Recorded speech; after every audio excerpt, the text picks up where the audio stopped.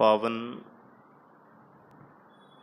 पवित्र हजूरी अंदर सभाईमान सत्संगी जनों, वड भाग्य खाम संध्या वेले दे पावन दीवाना अंदर जुड़ मिल करके बैठ के आप जी ने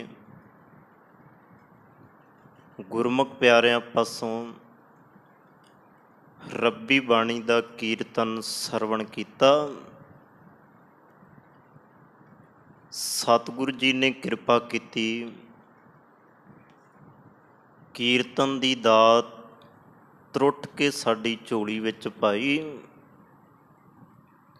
इसे तरह बाणी नाल साडा मन जुड़िया रहे, बाणी पढ़ते सुनते ते विचारते रहिए। ये अरदास गुरु चरनां विच करिए। आओ सतगुरु दाता कृपा करे। लड़ीवार मुताबक सोदर बाणी दी विचार आप जी दे नाल सांझी करनी है। पिछले दिनी जो शब्द आप जी दे नाल सांझा कीता सी, आप जी ने उसकी विचार सरवण की। अज दे पावन बचन दे अंदर राग आसा महला चौथा सो पुरख। इस पावन बचन दे अंदर गुरु रामदास महाराज की कृपा करते आ, उसनूं समझण दा ते विचारण दा असीं यतन करांगे। गरीब नवाज सतगुरु धन धन श्री गुरु ग्रंथ साहिब महाराज जी के चरनां च नमस्कार करिए। दोवें हथ जोड़ इक्के वारी कहण ते गुरफतेह दी सांझ पाओ। प्यार नाल आखो जी, वाहिगुरू जी का खालसा, वाहिगुरू जी की फतेह। राग आसा ये राग का नाम है। महला चौथा। धन गुरु रामदास महाराज जी की रसना तो उचारण होया। गुरबाणी दे अंदर जितनी भी बाणी आपां पढ़ते हैं, उस बाणी की एक तरतीब है। उस तरतीब मुताबक सारी बाणी नूं धन गुरु अर्जन देव महाराज ने ऐड किया होया। हालांकि जदों तुसी गुरु ग्रंथ साहिब महाराज जी की बाणी जप जी साहिब पढ़न तो पहला 13 अंग जिहड़े तत्करे दे ने। उस तत्करे दे विच भी जदों तुसी झात मारोगे ना, तो उहदी भी एक अपनी तरतीब है। वो भी गुरु अर्जन देव महाराज का लिखिया होया तत्करा है। उहदे विच शब्दां दा वेरवा, छंतां दा वेरवा, अष्टपदियां दा वेरवा। इस तरह सतगुरु जी ने उहदी तरतीब दिती। ते नाल ही एक होर बड़ी कमाल दी जिहड़ी गल उस तत्करे दे विच है। एक तत्करा लिखिया होया अकाली कोर सिंह दा,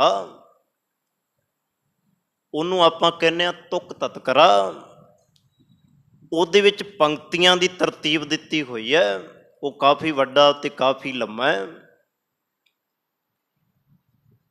इस तत्करे दे अंदर धन गुरु अर्जन देव महाराज जी ने सब तो पहला गुरु नानक महाराज रागां दे मुताबक जिवें राग चलदे आ, सब तो पहला महला पहला गुरु नानक महाराज, फिर महला तीजा धन गुरु अमरदास महाराज, फिर महला चौथा गुरु रामदास महाराज, गुरु अर्जन देव महाराज, गुरु तेग बहादुर महाराज।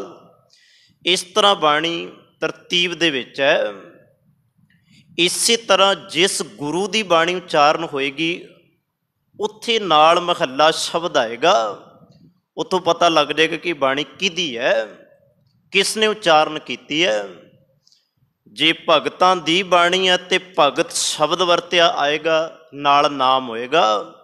ਜੇ ਸ਼ਬਦ ਦੇ ਆਰੰਭਤਾ ਵਿੱਚ ਨਾਮ ਨਹੀਂ ਆ, ਲਾਸਟ ਪੰਕਤੀ ਵਿੱਚ ਨਾਮ ਹੋਏਗਾ, ਉਹ ਤੋਂ ਪਤਾ ਲੱਗ ਜਾਏਗਾ ਕਿ ਭਗਤਾਂ ਦੀ ਬਾਣੀ ਹੈ। ਸੋ ਇਸ ਤਰ੍ਹਾਂ ਇੱਕ ਤਰਤੀਬ ਹੈ ਧੰਨ ਗੁਰੂ ਗ੍ਰੰਥ ਸਾਹਿਬ ਮਹਾਰਾਜ ਜੀ ਦੀ ਬਾਣੀ ਦੀ ਸਰੋਹ ਵਿਚਾਰ। ਗੁਰੂ ਰਾਮਦਾਸ ਮਹਾਰਾਜ ਜੀ ਰਾਗ ਆਸਾ ਦੇ ਅੰਦਰ ਅੱਜ ਕਿਰਪਾ ਕਰਦੇ ਆ। ਕੀ ਕਿਰਪਾ ਕਰਦੇ ਨੇ? ਸੋ ਪੁਰਖ। ਇਸ ਬਚਨ ਵੱਲ ਥੋੜਾ ਧਿਆਨ ਦਿਓ। ਰੋਜ਼ ਆਪਾਂ ਜਦੋਂ ਮੂਲ ਮੰਤਰ ਪੜ੍ਹਦੇ ਹਾਂ ਤੇ ਰੋਜ਼ ਸਾਡੀਆਂ ਨਿਗਾਹਾਂ ਦੇ ਸਾਹਮਣੇ ਇਹ ਬਚਨ ਹੁੰਦਾ। ਆਪਾਂ ਸ਼ਬਦ ਪੜ੍ਹਦੇ ਹਾਂ ਕਰਤਾ ਪੁਰਖ। ਇੱਥੇ ਸਤਿਗੁਰੂ ਜੀ ਨੇ ਉਹੀ ਸ਼ਬਦ ਸੋ ਪੁਰਖ ਵਰਤਿਆ। ਪੁਰਖ ਦਾ ਅਰਥ ਕੀ ਹੈ? ਪੁਰਖ ਦਾ ਅਰਥ ਹੈ ਜਿਹੜਾ ਸਭ ਦੇ ਵਿੱਚ ਸਰਬ ਵਿਆਪਕ ਹੈ। ਕੋਈ ਐਸਾ ਘਟ ਨਹੀਂ, ਕੋਈ ਐਸਾ ਹਿਰਦਾ ਨਹੀਂ, ਕੋਈ ਕਾਇਨਾਤ ਦਾ ਜ਼ਰਾ ਨਹੀਂ ਜਿੱਥੇ ਉਹ ਪਰਮਾਤਮਾ ਨਾ ਹੋਵੇ। ਭਾਵ ਪੁਰਖ ਦਾ ਮਤਲਬ ਸਭ ਦੇ ਅੰਦਰ ਹੈ, ਸਰਬ ਵਿਆਪਕ ਹੈ। ਥੋੜਾ ਜਿਹਾ ਧੰਨ ਗੁਰੂ ਗ੍ਰੰਥ ਸਾਹਿਬ ਮਹਾਰਾਜ ਜੀ ਦੀ ਬਾਣੀ ਵਿੱਚੋਂ ਜਦੋਂ ਉਸ ਪੁਰਖ, ਉਸ ਨਿਰੰਕਾਰ ਦੀ ਆਪਾਂ ਗੱਲ ਕਰਦੇ ਹਾਂ ਤੇ ਸਤਿਗੁਰੂ ਗੁਰੂ ਗ੍ਰੰਥ ਸਾਹਿਬ ਮਹਾਰਾਜ ਜੀ ਕਹਿੰਦੇ ਆ ਘਟ ਘਟ ਮੈਂ ਹਰ ਜੂ ਬਸੈ। ਗੁਰੂ ਤੇਗ ਬਹਾਦਰ ਮਹਾਰਾਜ, ਪਰਮਾਤਮਾ ਘਟ ਘਟ ਦੇ ਵਿੱਚ ਹੈ। ਘਟ ਘਟ ਮੈਂ ਹਰ ਜੂ ਬਸੈ ਸੰਤਨ ਕਹਿਓ ਪੁਕਾਰ।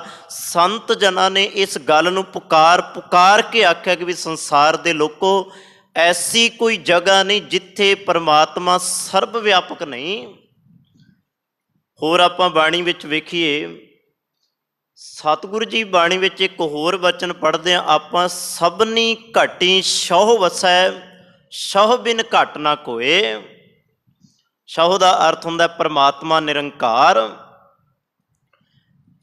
ਸਭਨੀ ਘਟੀ ਭਾਵ ਸਭਨਾ ਘਟਾਵਾਂ ਦੇ ਅੰਦਰ, ਜਿਹਨੂੰ ਗੁਰੂ ਤੇਗ ਬਹਾਦਰ ਮਾਫ ਕਰਨਾ ਗੁਰੂ ਗੋਬਿੰਦ ਸਿੰਘ ਮਹਾਰਾਜ ਇਸ ਤਰ੍ਹਾਂ ਜਦੋਂ ਤੁਸੀਂ ਜਾਪਸਾ ਬਾਣੀ ਪੜ੍ਹਦੇ ਹੋ ਉਹਦੇ ਅੰਦਰ ਸਤਿਗੁਰੂ ਜੀ ਕਹਿੰਦੇ ਨੇ ਦਿਸ਼ਾ ਵਿਸ਼ਾ ਹੋਏ ਫੈਲਿਓ ਅਨੁਰਾਗ ਨਾਮ ਕਾਮ ਵਿਹੀਨ ਪੇਖਤ ਧਾਮ ਹੂੰ ਨਾ ਜਾਏ। ਐਸਾ ਕੋਈ ਥਾਂ ਨਹੀਂ ਹੈ ਜਿੱਥੇ ਪਰਮਾਤਮਾ ਦਾ ਨਾਮ ਨਹੀਂ, ਜਿੱਥੇ ਪਰਮਾਤਮਾ ਦੀ ਹੋਂਦ ਸਰਬ ਵਿਆਪਕਤਾ ਨਹੀਂ। ਉਹ ਦਿਸ਼ਾ ਵਿਸ਼ਾ ਹੋਏ ਫੈਲਿਓ ਅਨੁਰਾਗ ਸਭਨੀ ਘਟੀ ਸਹੁ ਵਸੈ। ਤੇ ਅੱਗੇ ਕਹਿੰਦੇ ਸਹੁ ਬਿਨ ਘਟ ਨਾ ਕੋਏ। ਇਹ ਗੁਰੂ ਸਾਹਿਬਾਨਾਂ ਦੇ ਨੁਕਤੇ ਨੇ, ਰੱਬ ਦੇ ਪਰਥਾਏ। ਹੁਣ ਜਦੋਂ ਤੁਸੀਂ ਭਗਤ ਬਾਣੀ ਵਿੱਚ ਝਾਤ ਮਾਰਦੇ ਹੋ ਤੇ ਭਗਤ ਸਾਹਿਬਾਨਾਂ ਨੇ ਹੋਰ ਬਾ ਕਮਾਲ ਦੇ ਨਾਲ ਇਸ ਚੀਜ਼ ਦਾ ਖੁਲਾਸਾ ਕੀਤਾ। ਮੈਂ ਗੱਲ ਤੁਹਾਡੇ ਨਾਲ ਸਰਬ ਵਿਆਪਕ ਪਰਮਾਤਮਾ ਦੀ ਕਰਦਾ ਕਿ ਪਰਮਾਤਮਾ ਸਭ ਥਾਵਾਂ ਤੇ ਮੌਜੂਦ ਹੈ। ਉਹ ਗੱਲ ਵੱਖਰੀ ਹੈ ਕਿ ਵੀ ਸਾਡੇ ਕੋਲ ਵੇਖਣ ਵਾਲੀ ਅੱਖ ਨਹੀਂ ਹੈ। ਆਪਾਂ ਕਿਸੇ ਚੀਜ਼ ਦੇ ਨਾਲ ਇੱਥੇ ਧਰਤੀ ਤੇ ਦੂਰ ਤੱਕ ਵੇਖ ਸਕਦੇ ਹਾਂ। ਹੁਣ ਤਾਂ ਬੰਦੇ ਨੇ ਇਹੋ ਜਿਹੀਆਂ ਚੀਜ਼ਾਂ ਤਿਆਰ ਕਰ ਲਈਆਂ ਨੇ ਨਾ ਕਿ ਵੀ ਇੱਥੇ ਬੈਠਾ ਬੰਦਾ ਬੜਾ ਕੁਝ ਵੇਖ ਸਕਦਾ, ਪਰ ਬੰਦਾ ਐਸੀ ਚੀਜ਼ ਤਿਆਰ ਨਹੀਂ ਹਜੇ ਤੱਕ ਕਰ ਸਕਿਆ ਕਿ ਵੀ ਇੱਥੇ ਬੈਠਾ ਸਭ ਦੇ ਅੰਦਰ ਰੱਬ ਵੇਖ ਸਕੇ। ਸਭ ਦੇ ਅੰਦਰ ਦੀ ਵੀ ਜੇਕਰ ਆਪਾਂ ਗੱਲ ਨਾ ਕਰੀਏ, ਸਤਿਗੁਰੂ ਜੀ ਕਹਿੰਦੇ ਆ ਸਭ ਦੇ ਅੰਦਰ ਦੀ ਗੱਲ ਛੱਡ, ਰੱਬ ਤਾਂ ਤੇਰੇ ਅੰਦਰ ਹੈ, ਤੂੰ ਆਪਣੇ ਅੰਦਰ ਹੀ ਵੇਖ ਲੈ। ਐਸਾ ਕੋਈ ਤੇਰੇ ਕੋਲ ਵਸੀਲਾ ਹੈ ਕਿ ਤੂੰ ਆਪਣੇ ਅੰਦਰ ਹੀ ਵੇਖ ਲੈ। ਇੱਕ ਭਗਤ ਰਵਿਦਾਸ ਜੀ ਦਾ ਬਚਨ ਖਿਆਲ ਵਿੱਚ ਰੱਖਿਓ, ਜਿਨ੍ਹਾਂ ਨੇ ਰੱਬ ਨੂੰ ਵੇਖਿਆ ਨਾ ਉਹਨਾਂ ਨੂੰ ਦੁਨਿਆਵੀ ਜੰਤਰਾਂ ਦੀ ਲੋੜ ਨਹੀਂ। ਉਹਨਾਂ ਨੇ ਮਹਿਸੂਸ ਵੀ ਕੀਤਾ, ਉਹਨਾਂ ਨੇ ਮਾਣਿਆ ਵੀ। ਮਾਣਦਿਆਂ ਹੋਇਆਂ ਨੇ, ਮਹਿਸੂਸ ਕਰਦਿਆਂ ਹੋਇਆਂ ਨੇ ਇੱਕ ਗੱਲ ਆਖੀ, ਕਹਿ ਰਵਿਦਾਸ ਬਚਨ ਸ਼ੁਰੂ ਹੁੰਦਾ ਸਰਬੇ ਏਕ ਅਨੇਕੈ ਸੁਆਮੀ ਸਭ ਕਟ ਭੁਗਵੈ ਸੋਈ। ਕਹਿ ਰਵਿਦਾਸ ਹਾਥ ਪੈ ਨੇਰਾ ਸਹਿਜੇ ਹੋਏ ਸੋ ਹੋਈ। ਰੱਬ ਤਾਂ ਬਿਲਕੁਲ ਮੇਰੇ ਹੱਥ ਦੇ ਨੇੜੇ ਹੈ। ਹੁਣ ਭਗਤ ਰਵਿਦਾਸ ਜੀ ਨੂੰ ਕੀ ਪੁੱਛੀਏ, ਭਗਤ ਜੀ ਮੈਂ ਇੰਨੇ ਯਤਨ ਕੀਤੇ ਰੱਬ ਨੂੰ ਵੇਖਣ ਦੇ, ਮੈਂ ਇੰਨੇ ਉਪਰਾਲੇ ਕੀਤੇ, ਘਰ ਛੱਡ ਮੈਂ ਜੰਗਲਾਂ ਵਿੱਚ ਜਾ ਵੜਿਆ, ਘਰ ਛੱਡ ਮੈਂ ਪਹਾੜਾਂ ਦੀਆਂ ਕੰਦਰਾਂ ਵਿੱਚ ਜਾ ਲੁਕ ਗਿਆ, मैं सारा कुछ छड़ दिता रब वेखण दी, पर रब मैनू फिर भी नहीं इत्थे आया, रब मैनू फिर भी नहीं मिलिया। उस सर्व व्यापक नूं लभदियां लभदियां मैं सब कुछ गवा लिया, पर तुसी कहंदे हो हत्थ तो भी नेड़े है। भगत रविदास जी कहते जे तू भी रब नूं अपने हत्थ तो नेड़े तकना है ना, उस सर्व व्यापक नूं जे वेखना है, फिर सहज अवस्था दे विच तैनूं टिकना पएगा। हुण सहज अवस्था की है? सहज अवस्था वो अवस्था है जिथे चेते रखना डीगन डोला नहीं है, भाव उत्थे टिका है, उत्थे मन शांत ठहरिया होया ठरमे दे विच है, उत्थे किसी विकारां दा बहाव नहीं है, उत्थे पदार्थां दा बहाव नहीं है, उत्थे माया दा प्रभाव नहीं है। जे सर्व व्यापकता नूं वेखना है, इस करके सतगुरु जी कहते हैं पुरख जिहड़ा है ना परमात्मा, वो सब दे अंदर व्यापक है। हुण इत्थे एक सवाल खड़ा हो गया, जे वो परमात्मा सब दे अंदर सर्व व्यापक हो के सब दे अंदर बैठा है, इहदा मतलब ये है रब भी फिर उन्हां लोकां वर्गा है। सवाल खड़ा होएगा ना साडे अंदर कि भी जे रब सब दे अंदर है, मनुख दे अंदर भी है, कायनात दे हरेक जीव दे अंदर है, चलो मान लो कि भी मनुख दे अंदर भी सतगुरु कह रहे आ, मनना की है, कह रहे ने सतगुरु जी जे रब मनुख दे अंदर भी है, इहदा मतलब यह है कि भी रब जुआरी है।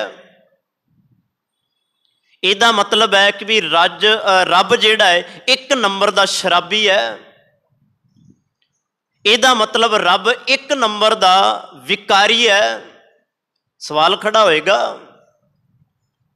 पर मैं बेनती करा, धन गुरु रामदास महाराज या धन गुरु नानक महाराज जदों पुरख शब्द नूं उच्चारण करते आ ना, इसे बचन दे अंदर सो पुरख निरंजन अगे एक शब्द ला दिता सतगुरु जी ने, ਜਿਹੜੇ ਭਾਵ ਦੇ ਵਿੱਚ ਤੂੰ ਰੱਬ ਨੂੰ ਵੇਖ ਰਿਹਾ ਨਾ ਕਿ ਵੀ ਰੱਬ ਇਸ ਤਰ੍ਹਾਂ ਦਾ, ਰੱਬ ਉਸ ਤਰ੍ਹਾਂ ਦਾ ਨਹੀਂ, ਰੱਬ ਦੇ ਨਾਲ ਗੁਰੂ ਰਾਮਦਾਸ ਮਹਾਰਾਜ ਜੀ ਨੇ ਨਿਰੰਜਨ ਸ਼ਬਦ ਲਾਇਆ।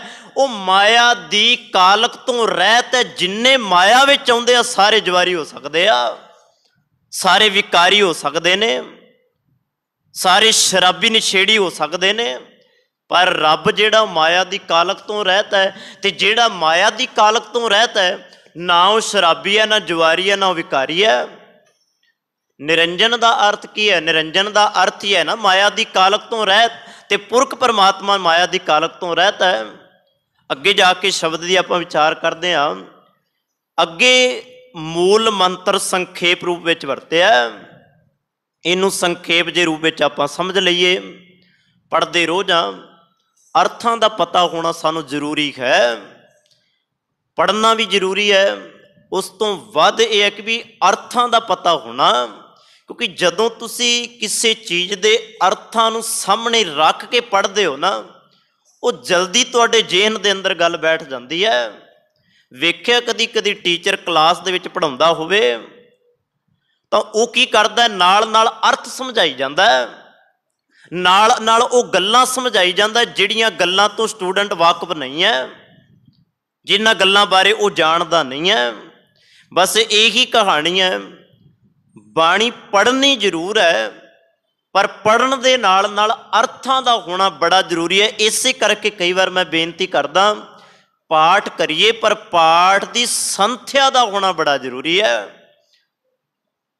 होना तो इस तरह चाहिए कि भी चंगे किसी कोलों जिहड़ा अर्थां दा ज्ञाता होवे, अर्थां नूं जानदा होवे, उहदे कोलों संथ्या लै लैनी चाहिदी है। चलो बाणी तां हरेक बंदा ही पढ़ लैंदा, अर्थां दा ज्ञान होना बड़ा जरूरी है। एक ओंकार परमात्मा एक है, किहड़ा परमात्मा? जिन्हों गुरु ग्रंथ साहिब महाराज जी की बाणी कहती है एको है भाई, एको है साहिब मेरा, एको है। जिन्हों गुरु अर्जन देव महाराज कहते ओ परमात्मा एक, जिदे तो बिना संसार ते कोई नहीं, एकस बिन सब धंध है सब मिथ्या मोह। माए। जिन्ना पसारा सारा मिथ्या होया, पर रब जिहड़ा वो एक है, क्योंकि वो सब उहदी होंद सर्व व्यापकता वाली है, वो सब थावां ते मौजूद है। एक ओंकार। अगे सतगुरु जी कहते सत गुर प्रसाद। हुण अगे उसनूं मिलण दी जुगती दसदे ने। वैसे एक ओंकार दा कंसैप्ट कोई छोटा कंसैप्ट नहीं है, ये बड़ा वड्डा एक लम्मा विषय है। तो मैं भी बेनती करा, एक ते लिखदियां कईयां ने बड़ा कुछ लिख दिता है, बहुत कुछ लिखिया जा चुका है, तो बहुत कुछ लिखना हजे बाकी है। तो मैं ये बेनती तुहाडे चरनां 'च संखेप जी करदा, समुचे धन गुरु ग्रंथ साहिब महाराज जी की बाणी एक दे आले दुआले घूमदी है, सारा पसारा एक दा है, ते सारी बाणी एक नूं बयान करदी है। कदी तुसीं ध्यान नाल इस गल नूं नोट करना, जदों तुसीं सहज पाठ करदे हो ना। चलो एक बेनती मैं ये भी नाल करदिआं, जदों भी राग की शुरुआत हुंदी है, छंत दी, अष्टपदियां दी, वारां दी या भगतां दी बाणी दी, कोई भी चीज़ इहो जी शुरू हुंदी है ना, सब तो पहला धन गुरु ग्रंथ साहिब महाराज जी के अंदर मूल मंत्र की वरतों की जाती है। क्यों की जाती है भला? वो तां की जाती है कि भी इनू पता लग जाए कि भी ये जो भी है ना, ये सारा एक दा पसारा है, तो जो कुछ तू पढ़न लगा वो एक नू समझ के तुरी, क्योंकि इन्हें एक दी व्याख्या करनी है। तो एक दी व्याख्या धन गुरु ग्रंथ साहिब महाराज जी तो बिना दूजा कोई कर भी नहीं सकता। मैं आखा कि मैं तुहानू विचार एक दी सुना दियां, मैं थक जावांगा, रुक जावांगा, पढ़न दे लई किताबां मेरे कोल घट पै जाणगियां, पर माफ करना एक दी विचार कदी खत्म नहीं होएगी, बड़ा लम्मा विषय है। हुण सतगुरु जी कहंदे जिहड़ा एक परमात्मा है ना, जिहदी होंद सर्व व्यापकता दे विच व्यापी हुई है, हरेक बंदा चाहुंदा कि मैं उहनूं मिलां, हरेक अंदर दी चाहना है कि मैं उहदे नाल मिलाप कर सकां। हुण कोई है, वैसे तो माफ करना बड़े विरले हुंदे ने जिन्हां दे अंदर ये चाहना हुंदी है कि भी रब नूं मिलिया जावे। वैसे कोई अपने अंदर ये सवाल पैदा नहीं करता, ना ही सवाल उहदे अंदर आएगा। रब नूं मिलण दी चाहना बड़े विरलियां दे अंदर हुंदी है। हैण विरले ना ही घणे, फैल फक्कड़ संसार। ये तो सतगुरु जी भी कहते आ, वो विरले हुंदे आ जिन्हां ने रब नूं मिलना है। रब नूं मिलण वाला कोई विरला है, जना खना नहीं हुंदा। चलो जे सवाल साडे अंदर ये पैदा हो जाए कि मैं रब नूं मिलना है, निरंकार नूं मिलना है, फिर वो की जुगती है, की ढंग है, की तरीका है रब नूं मिलण दा।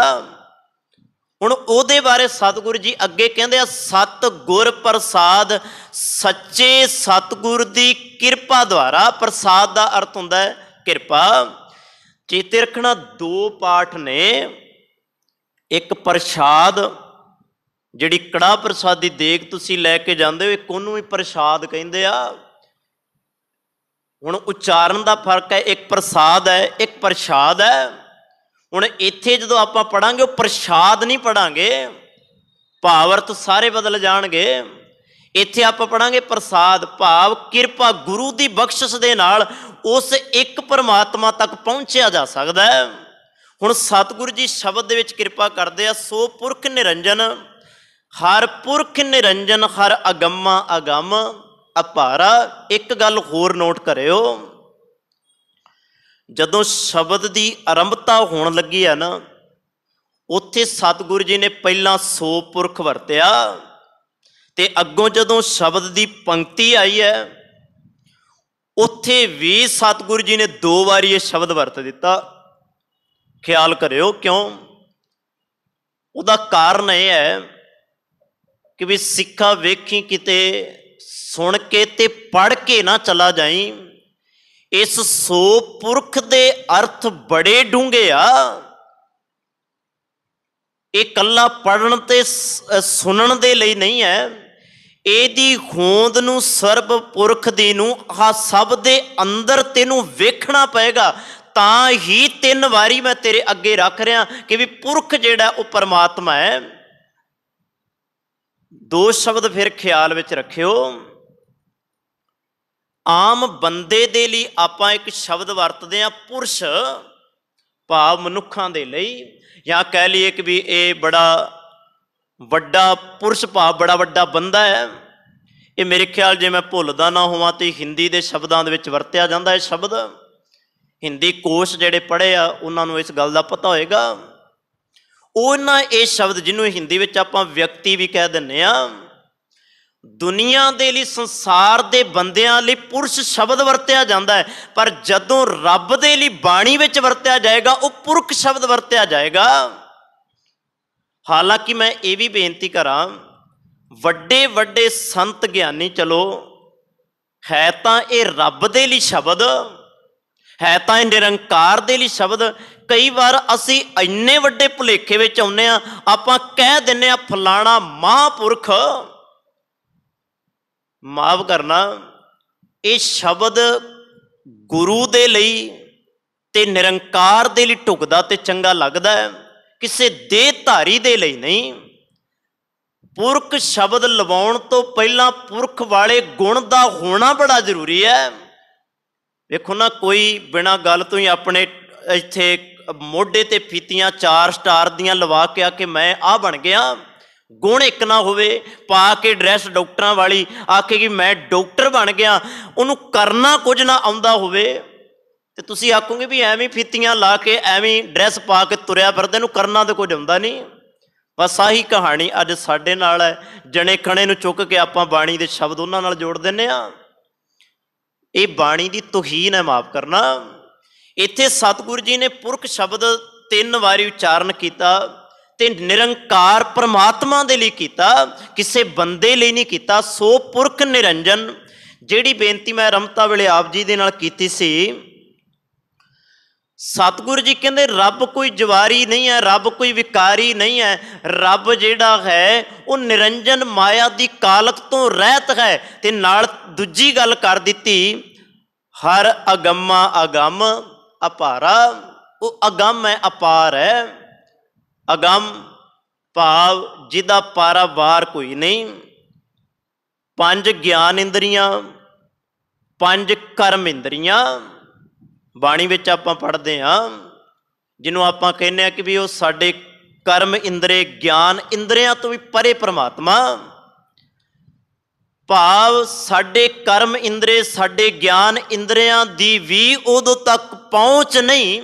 ਗੁਰੂ ਅਰਜਨ ਦੇਵ ਮਹਾਰਾਜ ਜੀ ਦਾ ਇੱਕ ਬਚਨ ਇਸੇ ਪ੍ਰਥਾਏ। ਗੁਰੂ ਅਰਜਨ ਦੇਵ ਮਹਾਰਾਜ ਇਸ ਨੂੰ ਵਿਚਾਰਦੇ ਆ, ਸਮਝਾਉਂਦੇ ਆ। ਜਦੋਂ ਇਹ ਅਗੰਮਾ ਅਗੰਮ ਦੀ ਗੱਲ ਆਉਂਦੀ ਹੈ ਤੇ ਸਤਿਗੁਰੂ ਜੀ ਕਹਿੰਦੇ ਆ, ਰੂੜੋ ਗੂੜੋ ਗਹਿਰ ਗੰਭੀਰੋ। ਪਰਮਾਤਮਾ ਗਹਿਰ ਵੀ ਹੈ, ਗਹਿਰ ਭਾਵ ਗਹਿਰਾ ਹੈ, ਨਾਪਿਆ ਨਹੀਂ ਜਾ ਸਕਦਾ। ਰੂੜੋ ਗੂੜੋ ਗਹਿਰ ਗੰਭੀਰੋ, ਗੰਭੀਰ ਹੈ।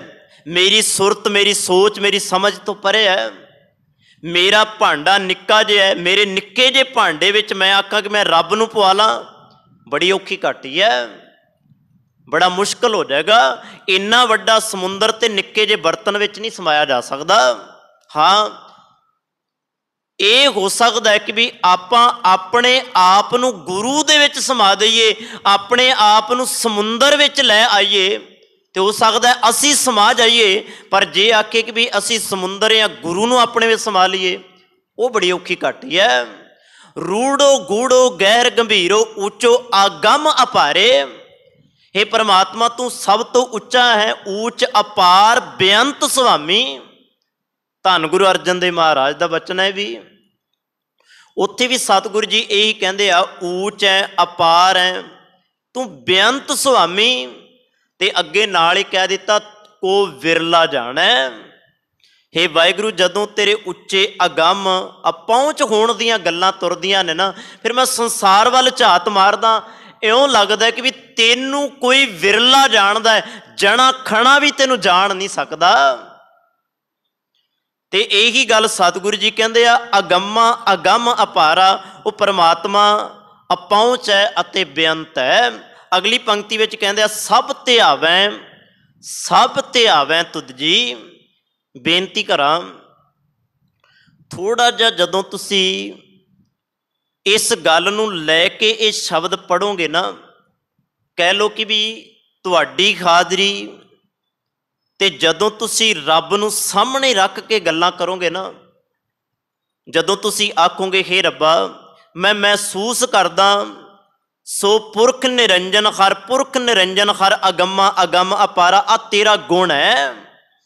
पर हे वाहिगुरू इसे तेरे गुण नूं वेख के ना सब ते आवें तुद जी। मैनू ऐसा कोई नहीं लगता जेड़ा तेनू ना ध्याउंदा होवे। सारी तां तेनू ध्या रहे ने। जदों आपां इस बाणी दी विचार शुरू कीती सी, सो दा राग आसा महला पहला, उहदे विच गावै तोहनों पौण पाणी बै संतर, गावै राजा धर्म दुआरे, गावै चित गुप्त लिख जाणै, लिख लिख धर्म विचारे। उहदे विच सतगुरु जी ने सारियां दे गाउण दीयां गल्लां कीतियां। हे रब जी, हे वाहिगुरू, मैं जिन्नू वेखदा पौण पाणी बैसंतर, जो देवते ने इंद्र ने इंद्रासन ने धरती दा जर्रा जर्रा के रब्बा तेनू ध्या रहा है ते तेनू सब ध्याउंदे आ ते मेरे ते तू किरपा कीती मैं तेनू ध्या रहा। सब ध्यावें तुद जी हर सच्चे सिरजणहारा। हे सच्चे परमात्मा तू सब दी सिरजना करन वाला है। सिरजणहार कहने आ भाव सब नू साजण वाला, सब नू बनाउण वाला। जिन्नी भी रचना है ना एक करते दी विचों निकली हुई रचना है। कोई बंदा ये दावा करके नहीं कह सकता कि भी आ चीज मैं बनाई है। हाँ, रब ने ओदी होंद नू पहला ही तैयार किया है ते तां बनी है। कोई दावा करके नहीं कह सकता। इसे करके अज भी जेड़ा बंदा कोई चीज बना लैंदा है ना, वो किरत दी वडियाई ते करदा पर करते दी वडियाई नहीं करदा। या कह लीए कि भी आ जो कुछ सानू नज़र आ रहा है ना, बंदा इन्हां बणियां चीज़ां दी वडियाई ते करेगा पर जिस परमात्मा ने बनाया उस करते दी वडियाई नहीं करदा। मेरे कहण तो भाव यह है कि भी सिरजणहार प्रभु जिहड़ा है ना, बंदा उन्होंने लांभे कर दिंदा है, सैड ते कर दिंदा कि भी रब कुछ नहीं है, जो कुछ है आ सारा कुछ दिसदा ही है। इसे करके बंदे नूं रब दी समझ नहीं है। ते सतगुरु जी कहंदे सब ते आवें तुद जी हर सच्चे सिरजणहारा।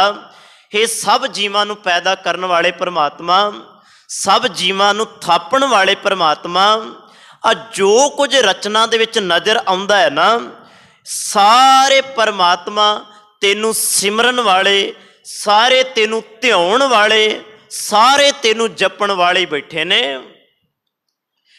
गुरु नानक महाराज इसे नूं बड़े प्यार दे नाल सानू फिर समझाउंदे आ। जिहड़ी पौड़ी आपां अक्सर विचारदे आ ना, जपजी साहिब बाणी दे विच गुरु नानक महाराज जी ने जिक्र किया है, असंख जप असंख भाओ असंख पूजा असंख तप ताओ।